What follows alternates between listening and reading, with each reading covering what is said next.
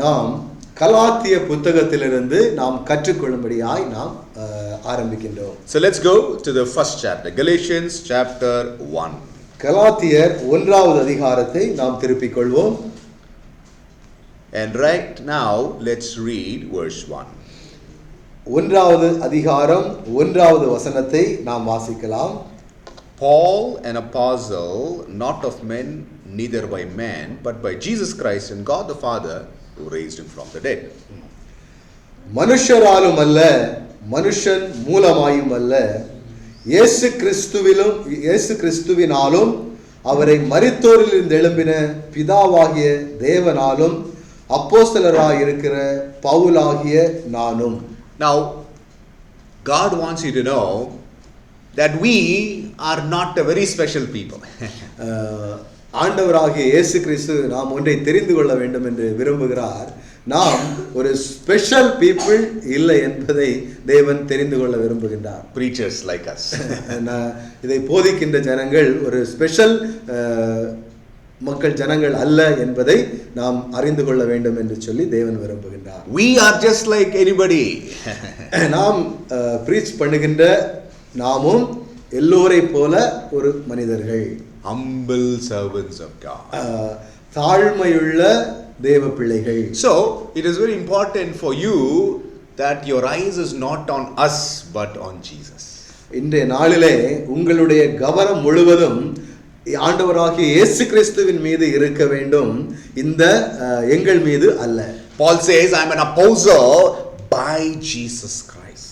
ஆண்டவராகிய இயேசு கிறிஸ்து மூலமாக நான் ஒரு அப்போஸ்தலனாக இருக்கிறேன் என்று பவுல் சொல்லுகிறார். And the word apostle means one who is sent by God. அந்த அப்போஸ்தலர் என்பது தேவனால் அனுப்பப்பட்ட தேவனுடைய பிள்ளையாய் காணப்படுகிறார். So God gets all the glory. ஆண்டவராகிய இயேசு கிறிஸ்து பிதாவாகிய தேவன் இந்த மகிமை எல்லாம் அவருடையதாய் காணப்படுகிறது. So no man takes the glory. மனிதர்கள் இந்த மகிமையை எடுத்துக்கொள்ள முடியாது. Many today lots of preachers, pastors, they appoint themselves, call themselves apostles, and they demand so much of respect. They want people to respect them. They want people to give them huge offerings. They want them to worship them. இன்று அநேக ஜனங்களை பார்க்கும் பொழுது தங்களை தாங்களே அப்போஸ்தலராக எண்ணிக்கொண்டு ஜனங்கள் மத்தியிலிருந்து நல்ல ஒரு மதிப்பும் மரியாதையும் பெற்றுக்கொண்டு வாழ வேண்டும் என்று சொல்லி அநேக ஜனங்களுடைய ஒரு சிந்தையாய் இந்த நாளிலே காணப்படுகின்றன. Whether you look at in the media, YouTube or television, or even in some other churches, you will see a lot of pastors want that sort of attention. இந்த நாளிலே அநேக போதகர்கள் தங்களை தாங்களே அப்போஸ்தலர்கள் என்று சொல்லி பப்ளிக் காட்ட வேண்டும் என்று சொல்லி அநேகருடைய பிரயாசங்கள் அநேகருடைய சபைகளிலே அப்படி காணப்பட்டு கொண்டிருக்கின்றன. Be careful. ரொம்ப கவனமாய் இந்த காரியத்தில் இருக்க வேண்டும் என்று சொல்லி தேவன் விரும்புகிறார். Apostle is not a very big title. It is a office. It is a duty that God has given so that his message will go to the church. அப்போஸ்தலர் என்பது ஒரு பெரிய ஒரு காரியம் அல்ல. ஆண்டவராகிய இயேசு கிறிஸ்து ஒவ்வொரு ஜனங்கள் மீதும் வைத்திருக்கக்கூடிய ஒரு வேலையை அந்த வார்த்தை நிர்ணயிக்கின்றன. We have to respect the preachers, yes. நாம் எல்லோரும் தேவனுடைய பிள்ளைகளை நாம் கனம் செய்ய வேண்டும். But worship is only to God. ஆராதனை என்பது தேவன் ஒருவருக்கே, ஆண்டவராகிய இயேசு கிறிஸ்து ஒருவருக்கே, பிதாவாகிய தேவனுக்கு ஒருவருக்கே. So that is very important for you to understand. அது ரொம்ப முக்கியமாய் நாம் புரிந்து கொள்ள வேண்டிய காரியமாய் இருக்கின்றது. Otherwise we will be carried away by preachers. அப்படி இல்லாமல் இருக்கும் பொழுது நாம் எல்லோரும் பிரீச்சர்ஸை நாம் மகிமைப்படுத்தி கொண்டே இருப்போம். Yes, we will treat them like heroes. நாம் அவர்களை ஒரு ஹீரோவாக நாம் அவர்களை ஒரு அடையாளம் கொடுத்து வைத்துக் கொண்டே இருப்போம். No, only one hero, that is Jesus Christ. ஒரே ஒரு ஹீரோ யாருன்னு பார்த்தீங்கன்னா இயேசு கிறிஸ்து. We should not worship any pastors or preachers. நாம் ஆண்டவராகிய இயேசு கிறிஸ்துவை தவிர வேறு எந்த ஒரு பாஸ்டரையுமோ வேறு எந்த ஒரு மனிதர்களையுமோ நாம் என்ன செய்ய வேண்டிய தேவையில்லை, வொர்ஷிப் பண்ண வேண்டிய தேவையில்லை. Hallelujah. Hallelujah. Now let's go to verse 3. Galatians chapter 1 verse 3. கலாத்தியர் 1வது அதிகாரம் 3வது வசனத்துக்கு நாம் கடந்து செல்லலாம். Grace to you, peace from God the Father and from our Lord Jesus Christ. பிதாவாகிய தேவனாலும் நம்முடைய கர்த்தராகிய இயேசு கிறிஸ்துவினாலும் உங்களுக்கு கிருபையும் சமாதானமும் உண்டாவதாக. God always wishes that you are full of peace and grace. ஆண்டவராகிய இயேசு கிறிஸ்து எப்பொழுதும் நீங்கள் கிருபையும் சமாதானமும் உடையவர்களாக இருக்க வேண்டும் என்று சொல்லி ஆண்டவர் வாஞ்சிக்கின்றார். This morning, இந்த காலை வேளையிலே something may be troubling your heart. ஏதாவது ஒரு காரியம் உங்களுடைய இருதயத்தை கஷ்டப்படுத்தி கொண்டிருக்கலாம். Because life is full of problems. இந்த வாழ்க்கை என்பது பிரச்சனை கலந்த ஒன்றாக காணப்படுகின்றன. So this morning what is God telling? இந்த காலை வேளையிலே கர்த்தர் என்ன சொல்லுகின்றார்? Grace and peace. சமாதானமும் கிருபையும் கர்த்தர் நமக்கு தருவேன் என்று சொல்கின்றார். What is peace? சமாதானம் என்று சொன்னால் என்ன? It is complete blessings from God in your mind, that calmness, that sense of confidence that Jesus will take care of me. சமாதானம் என்று சொல்வது ஆண்டவராகிய இயேசு கிறிஸ்து உங்களுடைய சிந்தையையும் உங்களுடைய இருதயத்தையும் ஆளுகை செய்து எப்பொழுதும் எந்த விதமான ஒரு சலசலப்பும் இல்லாமல் தேவ சமாதானத்தோடு காணப்படுவதே சமாதானம். That mental peace. சிந்தை சமாதானம், சிந்தையில் தேவனுடைய சமாதானம். That confidence that Jesus is there to take care of me. அந்த கான்ஃபிடென்ட் என்னவென்று சொன்னால் நம்மளுடைய கான்ஃபிடென்ட் என்னவென்று சொன்னால் எல்லா பிரச்சனையையும் ஏற்றெடுப்பதற்கு இயேசு கிறிஸ்து இருக்கிறார் என்று சொல்லி. Amen. Amen. I'll give you an example. நான் ஒரு எக்ஸாம்பிள் தருகிறேன், ஒரு எடுத்துக்காட்டு தருகிறேன். Now look at the example of a father or a mother and the son, a small son. ஒரு ஃபாதரோ மதரோ அவர்களுக்கு ஒரு மகன் இருக்கிறார் என்று சொல்லி நீங்கள் எடுத்துக்கொள்ளுங்கள். Now the father or the mother tells the son, we'll go in boating and we'll enjoy that day. ஃபாதரோ மதரோ அந்த மகனிடத்தில் சொல்கின்றார்கள், நாம் இன்றைய நாளிலே ஒரு ஹோட்டலுக்கு செல்லலாம், அந்த போட்டிங் ஒரு போட்டுக்கு நாம் கடந்து செல்லலாம், இன்றைய நாளே நாம் அந்த இடத்திலே என்ஜாய் பண்ணும்படியாய் கடந்து செல்லலாம் என்று சொல்கிறோம். Now when the child gets into the boat, அந்த குழந்தை அந்த போட்டுக்கு வரும் பொழுது the child will not ask, is the boat is petrol there in the boat? அந்த குழந்தை வந்து அந்த போட்ல வந்து பெட்ரோல் இருக்கா என்று சொல்லி அவர்கள் கேட்பதில்லை. Is the steering correct in the boat? அந்த ஸ்டீரிங் வந்து ரொம்ப கரெக்டா இருக்கா அப்படின்னு உள்ளதை குழந்தை கேட்பதில்லை. The child is not going to open the engine and say, is everything okay? அந்த குழந்தை வந்து அந்த என்ஜின் எல்லாம் கரெக்டா இருக்கா அப்படின்னு கேட்கறதில்லை. The child will not say, Father, do you have experience in boating? அந்த குழந்தை வந்து தகப்பனாரிடத்தில் இந்த போட்டிங்ல வந்து எக்ஸ்பீரியன்ஸ் இருக்கா என்று கேட்பதில்லை. Even if there is a stormy weather, the child is not going to be scared. அந்த ஒருவேளை கிளைமேட் வந்து ரொம்ப மோசமாக இருந்தாலும் அந்த குழந்தை அதை குறித்து பயப்படுவதில்லை. Why? ஏன்? The child is fully confident of his father that he will take care.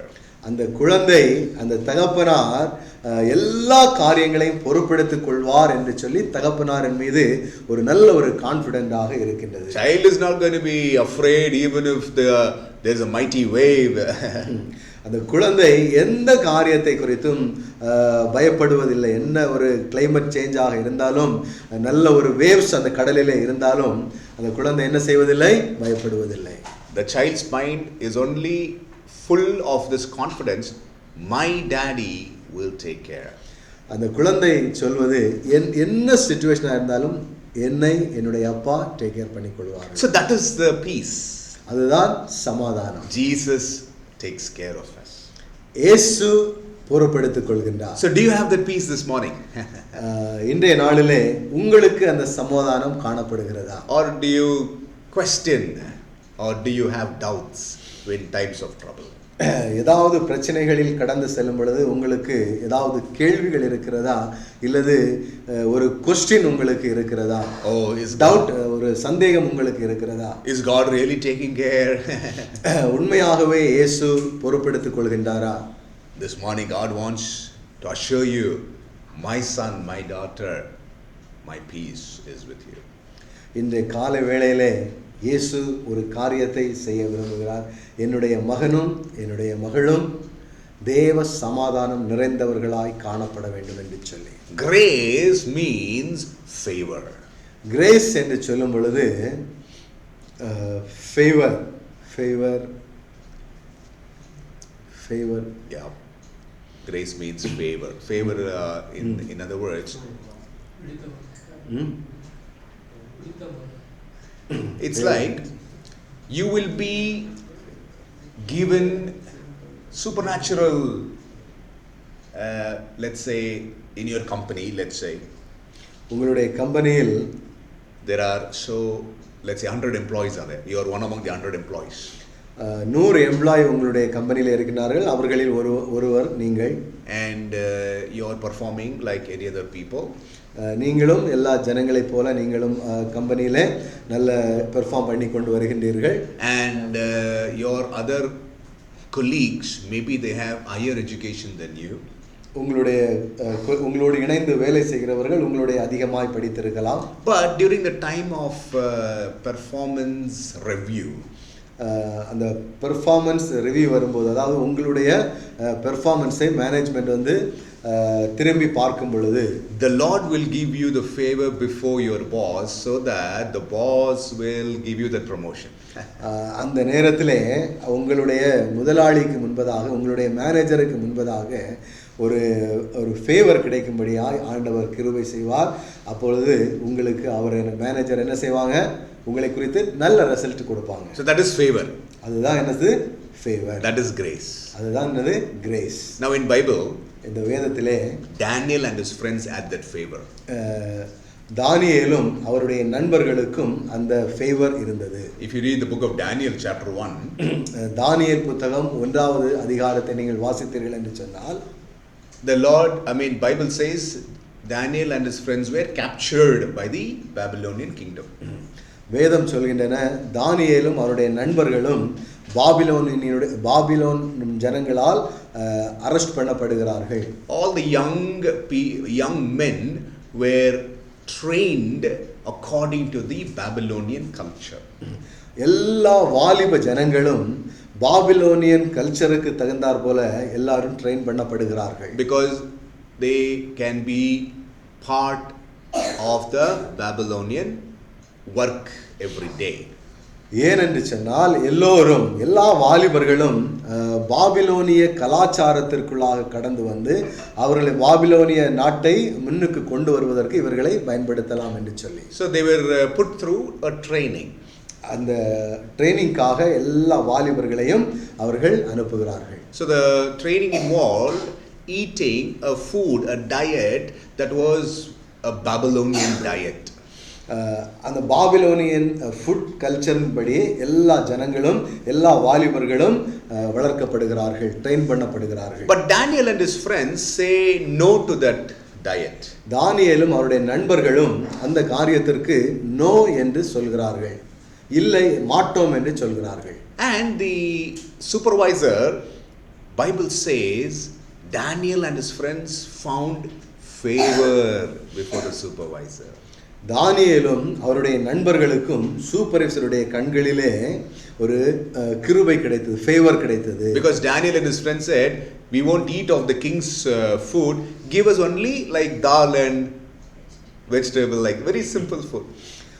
தானியேலும் அவருடைய நண்பர்களும் சூப்பர்வைசரிடத்தில் சொல்லியிருந்தார்கள், ராஜா கொடுக்கக்கூடிய அந்த உணவு எங்களுக்கு வேண்டாம், எங்களுக்கு ஒரு சின்ன ஒரு ஃபுட்டே மாத்திரம் எங்களுக்கு கொடுங்க, லைக் வெஜிடபிள்ஸ் ஃபுட், சைவ உணவை நீர் எங்களுக்கு தாங்கள் என்று சொல்லி அந்த இடத்திலே கேட்கின்றார்கள். Now you should know that they are refugees. அந்த இடத்திலே பாருங்கள், நீங்கள் அந்த ஜனங்கள் அடிமையாய் அந்த இடத்திலே வந்திருக்கின்றார்கள். They cannot demand anything.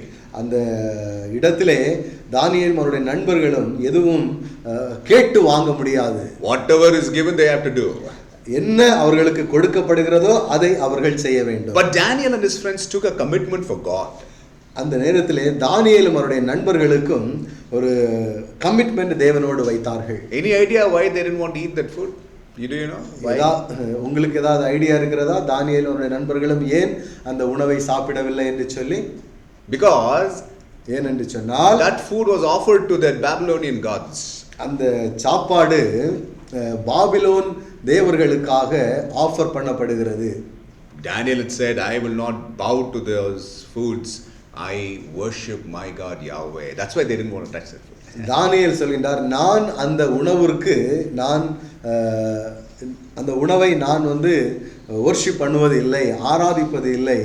நான் ஆராதிப்பது என்னுடைய தேவன் ஒருவரே. And that's why God gave them favor and that supervisor granted.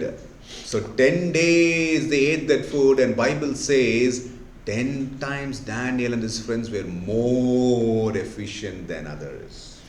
10 நாட்களும் அந்த தானியேலும் அவருடைய நண்பர்களும் அந்த சைவ உணவை சாப்பிட்டு வந்தார்கள். ஆனாலும் மற்ற ராஜாவினுடைய உணவை சாப்பிட்டவர்களை விடவும் இவர்கள் பலமாய் அந்த நேரத்திலே காணப்பட்டார்கள். So that is the meaning of grace. அதுதான் அந்த இடத்திலே கிருபை என்று நாம் பார்க்கின்றோம். Grace means favor. கிரேஸ் என்று சொன்னால் அது ஃபேவர். So this morning கிருபை என்று சொன்னால் அது favour. So that's why this morning you have to be encouraged because God is telling grace, favor, peace is yours, my son, my daughter. இந்த கால வேளையிலே ஆண்டவர் சொல்கின்றார், இந்த கிருபையும் சமாதானமும் இந்த ஃபேவரும் எல்லாம் உங்களுடையதாய் காணப்படுகிறது என்று சொல்லி கர்த்தர் சொல்கின்றார். And you can apply this in your life. இந்த காரியத்தை நீங்கள் உங்களுடைய வாழ்க்கையிலே நீங்கள் அப்ளை பண்ணி பார்க்கலாம் என்று சொல்லி. Apply this in your job. இதை உங்களுடைய வேலையிலே நீங்கள் இதை அப்ளை பண்ணி பார்க்கலாம் என்று சொல்கின்றார். You will see the results. நீங்கள் இதை உங்களுடைய வாழ்க்கையிலே பார்ப்பீர்கள் ரிசல்ட்டை. You say, Lord, you told me from Galatians, favor, that is grace, peace. So I apply this in my work. I pray that you will show me favor before my boss. Show me favor that I will be promoted, that I will have more success. என்னுடைய மேனேஜருக்கு முன்பதாக எனக்கு இரக்கம் உண்டாகும், இந்த கிருபை உண்டாகும், இந்த நாளில் நான் அந்த இடத்திலே உயர்த்தப்படுவேன் ஜனங்களுக்கு முன்பதாக. Apply this word. இந்த வார்த்தையை உங்களுடைய வாழ்க்கையிலே நீங்கள் அபியாசப்படுத்தி பாருங்கள். You will definitely see இதனுடைய ரிசல்ட்டை, இதனுடைய வளர்ச்சியை நீங்கள் உங்களுடைய வாழ்க்கையிலே கண்டிப்பாய் பார்ப்பீர்கள். Amen. Amen. Verse 4, Galatians 1 verse 4. கலாத்தியர் 1:4 வசனம். Who gave himself for our sins that he might deliver us from this present evil world according to God's will, our Father. அவர் தம்மை இப்பொழுது இருக்கிற பொல்லாத பிரபஞ்சத்தினின்று விடுவிக்கும்படி நம்முடைய பிதாவாகிய தேவனுடைய சித்தத்தின்படியே நம்முடைய பாவங்களுக்கு தம்மை தாமே ஒப்பு கொடுத்தார். Hallelujah. Hallelujah. Jesus has delivered you from the present evil world. ஆண்டவராகிய இயேசு கிறிஸ்து இந்த நாளிலே உங்களை இந்த corrupted world இருந்து கர்த்தர் உங்களை விடுதலை செய்திருக்கின்றார். So you have to realize that I am a redeemed child of God. நான் ஆண்டவரால் ரட்சிக்கப்பட்ட விடுவிக்கப்பட்ட ஒரு மகனாக நான் இந்த நேரத்திலே காணப்படுகிறேன் என்று சொல்லி நீங்கள் ஒவ்வொருவரும் தேவனை நோக்கி பார்க்கலாம். That is the great work of salvation. அதுதான் அந்த நம்முடைய ரட்சிப்பினுடைய ஒரு பெரிய ஒரு காரியமாய் காணப்படுகிறது. It is God's will that you and I had to be saved. இது தேவனுடைய சித்தமாய் இருக்கிறது. நீங்களும் நானும் ரட்சிக்கப்படுவது தேவனுடைய சித்தமாய் காணப்படுகிறது. No, nothing could save us from sins except the blood of Jesus. ஆண்டவராகிய இயேசு கிறிஸ்துவினுடைய இரத்தத்தை தவிர வேறு எதுவுமே நம் ரட்சிப்புக்கு துணையாக இல்லை. That is why you and I, we have to worship God because he has saved us. ஆண்டவராகிய இயேசு கிறிஸ்து நம்மை ரட்சித்திருக்கிறார் என்பது அதனால் நாம் எல்லோரும் ஆண்டவராகிய இயேசு கிறிஸ்துவை ஆராதனை செய்யும்படியாய் நாம் இந்த இடத்திலே நாம் கடந்து வந்தோம். Many Christians don't want to worship God because they feel, oh, I am not blessed, I didn't get the new shirt that I was praying for. I didn't get the new car that I was praying for. Their focus is only on the material things. அநேக கிறிஸ்தவர்கள் இன்றைய நாளிலே நான் தேவனை ஆராதிப்பதில்லை, ஏனென்று சொன்னால் நான் கேட்ட ட்ரெஸ் எனக்கு கிடைக்கவில்லை, நான் கேட்ட மேன்மை எனக்கு கிடைக்கவில்லை என்று சொல்லி அநேக கிறிஸ்தவருடைய வாழ்க்கை காணப்படுகிறது. Because they feel, okay, if God gives me something materially, then I will worship God. அநேக ஜனங்களுடைய காரியம் இப்படியா இருக்கிறது, ஆண்டவர் என்னை மெட்டீரியலாக என்னை ஆசீர்வதித்தால் நான் தேவனை ஆராதிப்பேன். See, that is such a very, very twisted understanding of worship. அது முழுவதுமாக மாற்றப்பட்ட ஒரு சத்தியமாய் காணப்படுகிறது. You worship Jesus because he has saved you from sin. நீங்கள் தேவனை ஆராதிக்க வேண்டும், ஏனென்று சொன்னால் தேவன் உங்களை ரட்சித்திருக்கிறார். Even if you don't have anything in this world, இந்த பூமியிலே எந்த காரியங்களும் உங்களுக்கு இல்லை என்று சொன்னாலும் நீங்கள் தேவனை ஆராதிக்க வேண்டும். Hallelujah. Hallelujah. God will never leave you empty, of course. தேவன் உங்களை வெறுமையாய் விடுவது இல்லை. He will not leave you in your poverty, no. தேவன் உங்களை பஞ்சத்திலே இருப்பதற்கு தேவன் அனுமதிப்பது இல்லை. You may go through problems. நீங்கள் பிரச்சனைகள் மூலமாக கடந்து போகலாம். You may go through a season of suffering, lack. நீங்கள் சஃபரிங்லே கடந்து சென்று கொண்டிருக்கலாம். But God will never leave you there. ஆண்டவர் உங்களை அப்படியே விட்டு விடுகிறவர் அல்ல. He will make way for you to become blessed, to become get things what you need in this life. ஆண்டவர் உங்களை ஆசீர்வதித்து இந்த பூமியில என்ன தேவை என்று சொல்லி எல்லாவற்றையும் கர்த்தர் உங்களுக்கு கொடுப்பதற்கு போதுமானவராக இருக்கிறார். But our worship to God should not be because God gave me something I worship. No, it should be because Jesus has saved me from eternal damnation.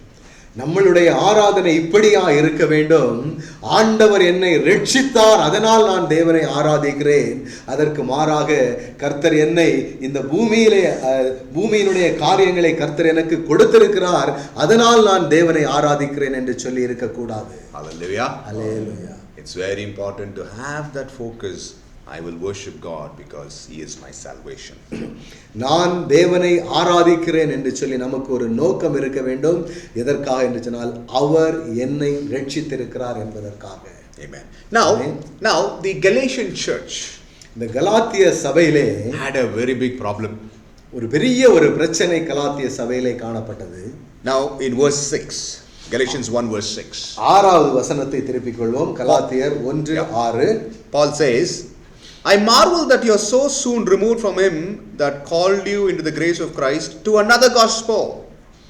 உங்களை கிறிஸ்துவின் கிருபையினாலே அழைத்தவரை நீங்கள் இவ்வளவு சீக்கிரமாய் விட்டு வேறொரு சுவிசேஷத்திற்கு திரும்புகிறதை பற்றி நான் ஆச்சரியப்படுகிறேன். Verse 7, which is not another, but there be some that trouble you and would pervert the gospel of Christ. ஏழாவது வசனம், வேறொரு சுவிசேஷம் இல்லையே, சிலர் உங்களை கலக்கப்படுத்தி கிறிஸ்துவினுடைய சுவிசேஷத்தை புரட்ட மனதா இருக்கிறார்களல்லாமல் வேறல்ல. See, suddenly the church in Galatia, they were suddenly faced with a wrong gospel. அந்த நாட்களிலே கலாத்திய சபையிலே வேறொரு சுவிசேஷம் அந்த இடத்திலே கடந்து வருகிறது. Some Bible historians, they say that there was a teaching going on saying that Jesus is not the only way to salvation.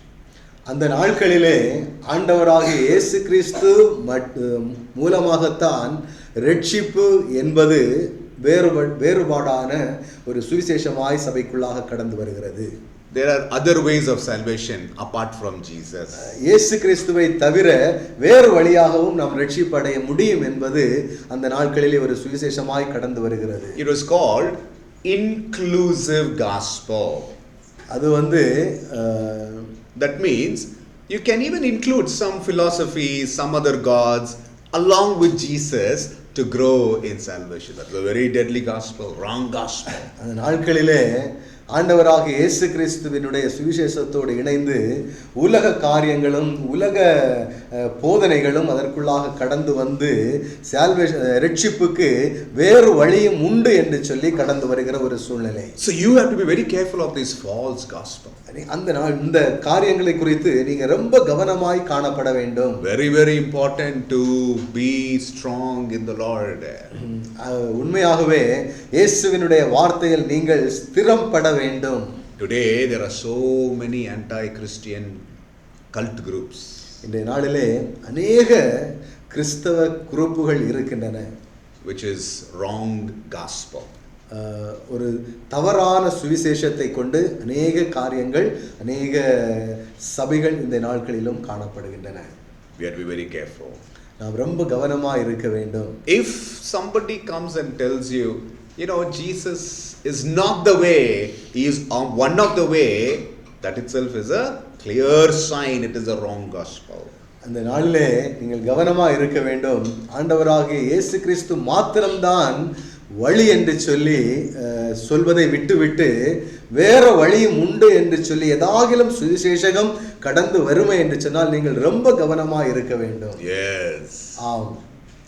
And there were a lot of other false teaching in that first century church. A group was called Montanism. அந்த நாட்களிலே அநேக இப்படிப்பட்ட வேறு உபதேசம் உள்ள ஜனங்கள் கடந்து வந்தார்கள். அதிலே ஒன்று மோனோலிசம். Montanism. One guy called Montanus. Now what happened was, this guy Montanus said, we will only seek after experiences. நாம் இந்த மொன்டானிஸ் என்ன சொல்கிறார் என்று சொன்னால், நாம் அனுபவத்தை வைத்தே நாம் வளர வேண்டும் என்று சொல்லி அவர் ஒரு செய்தியை சொல்கின்றார். We will only go after visions and revelations.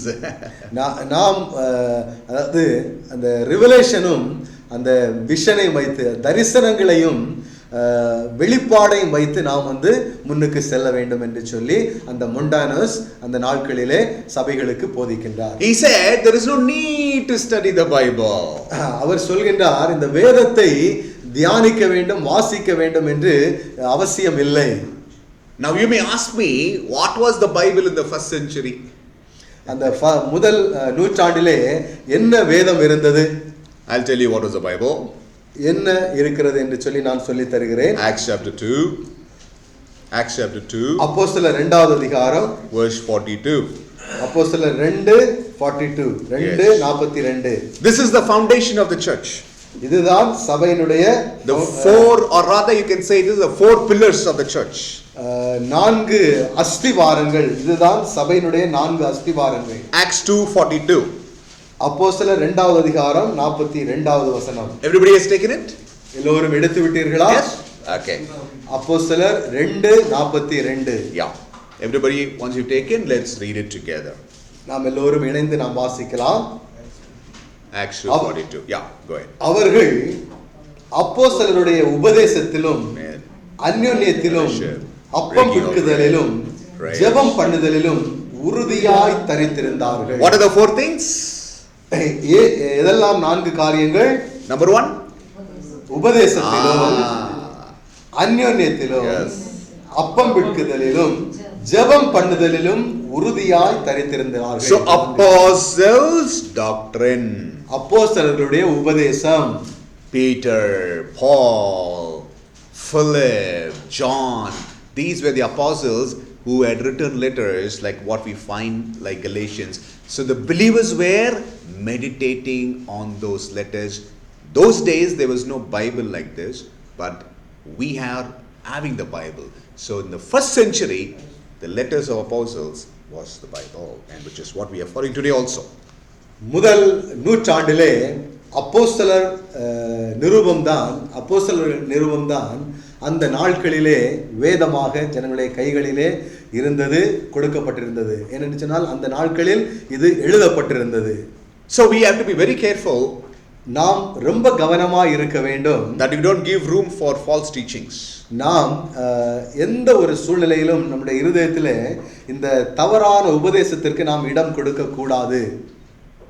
In Bangalore, you have lot of these false teachers. பெங்களூர்ல அநேக துர் உபதேசங்கள் காணப்படுகின்றன. Because big cities, right? அது ஒரு பெரிய ஒரு சிட்டி இல்லவா? So a lot of people are there. அநேக ஜனங்கள் உண்டு. So a lot of false teaching also is there. அநேக துர் உபதேசங்களும் உண்டு. So we have to be very careful that we don't fall for the wrong biblical teachings. நாம் ரொம்ப கவனமாக நாம் காணப்பட வேண்டும். எந்த விதமான துர் உபதேசத்திற்கும் நாம் விழுந்து விடாதபடிக்கு. So look at what Paul is saying in verse 8, Galatians 1 verse 8. கலாத்தியர் 1வது அதிகாரம் 8வது வசனத்தை நாம் பார்க்கலாம். 1வது அதிகாரம் 8வது வசனம். So we are learning from the book of Galatians. நாம் கலாத்திய புத்தகத்தை நாம் தியானித்துக் கொண்டிருக்கின்றோம். So that is the book you should always keep ready. அந்த புத்தகத்தை நீங்கள் எப்பொழுதும் ரெடியாக வைத்துக் கொள்ள வேண்டும். Now and then I may take you to different scripture references, but the main text is Galatians. நான் அநேக புத்தகங்களுக்கு நான் திருப்ப சொல்லுவேன். ஆனாலும் நீங்கள் கலாத்திய புத்தகத்திலே நீங்கள் ஒரு கையோ இல்ல ஏதாவது ஒரு மார்க்கோ நீங்கள் வைத்துக் கொள்ளுங்கள். Yes. So verse 8 Paul says, but though we or an angel from heaven preach any other gospel unto you than that which we have preached to you, let him be accursed. 8வது வசனத்தை நாம் வாசிக்கலாம். நாங்கள் உங்களுக்கு பிரசங்கித்த சுவிசேஷத்தை அல்லாமல் நாங்கள் அல்லாது வானத்திலிருந்து வருகிற ஒரு தூதனாவது வேறொரு சுவிசேஷத்தை உங்களுக்கு பிரசங்கித்தால் அவன் சபிக்கப்பட்டவனாய் இருக்க கடவன். Verse 9 9வது வசனம். As we said before, so I say now again, if any man preach any other gospel to you than that you have received, let him be accursed.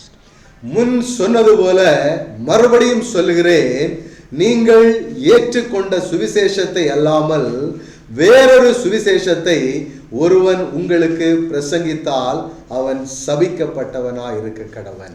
Very strict warning. ரொம்ப ஒரு வார்னிங்காக இது காணப்படுகிறது, எச்சரிப்பாக காணப்படுகிறது. What is Paul telling here? Even if an angel comes and preaches a gospel which is different from what I preach, be careful. அப்போஸ்தலனாகிய பவுல் இந்த இடத்திலே சொல்கின்றார், கவனமாய் கவனிங்கள், தேவதூதன் இறங்கி வந்து வேறொரு சுவிசேஷத்தை உங்களுக்கு பிரசங்கித்தாலும் அவன் எப்படிப்பட்டவன்? சபிக்கப்பட்டவனாய் இருப்பான் என்று சொல்லி வேதம் ரொம்ப ஸ்ட்ரிக்டாக நமக்கு கற்றுத் தருகின்றன. Angel means something supernatural. Angel என்று சொன்னால் தேவ தூதர்கள். You know, Joseph Charles Russell.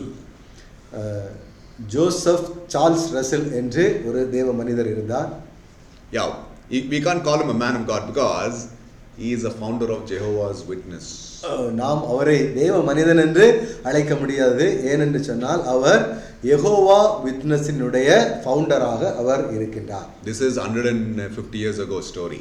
150 வருடங்களுக்கு முன்பதாக உள்ள ஒரு history. Now this Joseph Russell says an angel came. Joseph Russell சொல்கிறார், ஒரு தேவதூதன் வந்தார் and gave me a new Bible. எனக்கு ஒரு புதிய ஒரு பைபிளை என்னுடைய கரங்களிலே கொடுத்தார், சுவிசேஷத்தை கொடுத்தார். He said, Joseph, the Bible so far that is been given is not fully correct. Now here is a true Bible, go preach. அந்த பைபிளை, அந்த வேதத்தை என்னுடைய கரங்களிலே தந்து இதுவரைக்கும் பிரசங்கிக்கப்பட்டது முழு சுவிசேஷம் அல்ல, நீ இந்த வேதத்தை எடுத்துக்கொண்டு சென்று நீ பிரசங்கி என்று சொல்லி என்னுடைய கரங்களிலே அந்த தேவதூதன் தந்தார். And that Jehovah's Witness is now all over the world. Jehovah witness என்பது இன்றைய நாளிலே உலகம் முழுவதுமாய் காணப்படுகிறது. But it is a wrong gospel. ஆனால் அது துர் உபதேசம். You know why? ஏனென்று சொன்னால் they don't believe in Jesus as God. அவர்கள் ஆண்டவராகிய இயேசு கிறிஸ்துவை தெய்வமாக அவர்கள் ஏற்றுக்கொள்ளவில்லை. They'll believe he is a son. அவர்கள் இயேசுவை ஒரு மகனாக கருதுகின்றார்கள். But they will never accept him as God. இயேசுவை அவர்கள் ஒரு தெய்வமாக ஏற்றுக்கொள்ளவில்லை. Only Jehovah. That's all. பிதாவை மாத்திரம் அவர்கள் ஏற்றுக்கொண்டிருக்கின்றார்கள். That's why it's called Jehovah's Witness. அதனால்தான் அவர்கள் யெகோவா விட்னஸ் என்று சொல்லி அதை அழைக்கின்றார்கள். Now if Jesus is not God, then it's a wrong gospel. இயேசு தெய்வம் இல்லை என்று சொன்னால் அது துர் உபதேசம். Amen. Amen. How many of you know this? எத்தனை பேருக்கு இது தெரியும்? Jehovah's Witness, have you heard about Jehovah's Witness? Jehovah விட்னஸை குறித்து கேள்விப்பட்டிருக்கிறீர்களா? Yeah. See, if you come across Jehovah's Witness, be careful. Jehovah விட்னஸை குறித்து நீங்கள் உங்களுடைய வாழ்க்கையில நீங்கள் கடந்து வரும் பொழுது ரொம்ப கவனமாக இருக்க வேண்டும். So like that there are so many wrong theology, wrong teaching. இதுபோல அநேக துர் உபதேசங்கள் இந்த நாட்களிலே கடந்து கொண்டே வந்து கொண்டிருக்கின்றன. You know the prosperity gospel theology that is so much going on in the Pentecostal world? உங்களுக்கு தெரியுமா? ஆசீர்வாதம் மட்டும்தான் என்று சொல்லி பெந்தகோஸ்தே வட்டாரத்திலே அநேக துர் உபதேசங்கள் போய் கொண்டிருக்கின்றன. அது உங்களுக்கு தெரியுமா? They deceive people into giving them offerings and telling them God will give you riches. இந்த துர் உபதேசம் என்னவென்று சொன்னால் ஆண்டவர் உங்களை பெரிய ஒரு செல்வந்தனாய் மாற்றுவார் என்று சொல்லி ஜனங்களிடத்திலிருந்து அநேக பணத்தை வசூலித்துக் கொண்டிருப்பதையும் இந்த நாட்களிலே துர் உபதேசமாக வந்து கொண்டிருக்கின்றது. Be careful of that. ரொம்ப கவனமாய் நீங்கள் உங்களுடைய வாழ்க்கையை நடத்துங்கள். In fact, Paul is using a very severe word. He says, let him be cursed. அப்போஸ்தலனாகிய பவுல் ரொம்ப வார்னிங்கான ஒரு வார்த்தையை, ஒரு எச்சரிப்பான ஒரு வார்த்தையை பவுல் கொடுக்கின்றார். அவன் சபிக்கப்பட்டவனாய் இருக்க கடவன். That's the warning. அதுதான் ரொம்ப கவனமாய் இருக்க வேண்டிய ஒரு காரியம். அதுதான் ஒரு எச்சரிப்பு நமக்கு. So God is teaching us this morning, be careful of wrong gospels. இந்த நாட்களிலே ஆண்டவர் இந்த காலை வேளையிலே கர்த்தர் நமக்கு கற்றுத் தருவது அந்த துர் உபதேசத்தை குறித்து கவனமாய் இருங்கள் என்று சொல்லி. Amen. Amen. Now we'll take a break and come back for the second session. இந்த நேரத்திலும் இந்த நாளிலும் நாம் இந்த நேரத்தை ஒரு சின்ன பிரேக்காக எடுத்துக்கொள்வோம். அடுத்து செகண்ட் செஷனுக்கு நாம் ஒன்றாக இணைந்து கொள்ளலாம். Amen. ஆமென்.